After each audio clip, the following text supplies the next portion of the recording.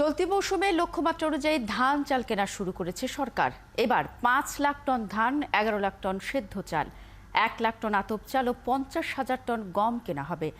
ধান চাল বিক্রি করতে এসে যাতে কোনো কৃষক হয়রানির শিকার না হন সে ব্যাপারে কঠোর হুঁশিয়ারি দিয়েছেন খাদ্যমন্ত্রী। শারমিন নীরার প্রতিবেদন।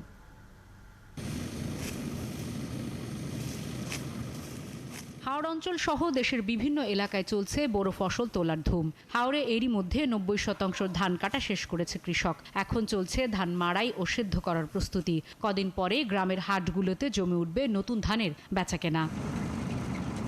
এই মৌসুমকে সামনে রেখেই বছরের প্রয়োজনীয় খাদ্যশস্য মজুদের প্রস্তুতি নেয় সরকার। মঙ্গলবার খাদ্য মন্ত্রণালয় বিকাশে কম খরচে ক্যাশ আউটের লিমিট বেড়ে 50,000, প্রিয় এজেন্টও 2টা। মন্ত্রণালয় সেই কার্যক্রমের উদ্বোধন করে মন্ত্রী জানান, চলতি মৌসুমে 5 লাখ টন ধান, 11 লাখ টন সিদ্ধ চাল, 1 লাখ টন আতপ চাল, 50,000 টন গম কেনা হচ্ছে। দাম নির্ধারণের বিষয়টিও স্পষ্ট করেন তিনি। কৃষকদের কাছ থেকে ধান ক্রয় করছি 5 লক্ষ।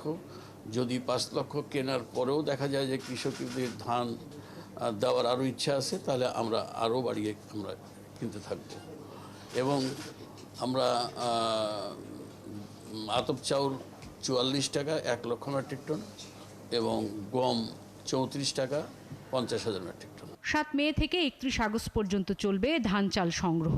কোনো কৃষক যেন হয়রানির শিকার না হয় সে বিষয়ে এবার কঠোর নজরদারি চলবে জানান খাদ্যমন্ত্রী। গোডাউনে ধান দিতে এসে কোনো লেবার যেন কৃষকদেরকে হয়রানি না করে, এবং এই জন্য ডিসি সাহেবদেরকেও নজর রাখতে বলেছি, আমাদের কর্মকর্তাদেরকেও নজর রাখতে বলেছি, প্লাস আমরা স্পেশাল মনিটরিং করব।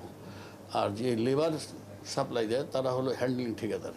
হ্যান্ডলিং ঠিকাদারের প্রতিনিধিও যেন উপস্থিত থাকে, এবং কোনো কৃষক যেন কোনো রকম সে অপমানিত না হয় বা কোনো হয়রানি না হয়। প্রশ্নের জবাবে মন্ত্রী জানান, সারা বছরই ওএমএস চলমান থাকবে। চালের ক্ষেত্রে টিসিবিকেও ওএমএস কার্যক্রমের সাথে যুক্ত করা হয়েছে এবং কোয়ালিটির সাথে যেন কোনো কম্প্রোমাইজ। শারমিন নীরা, 71, ঢাকা।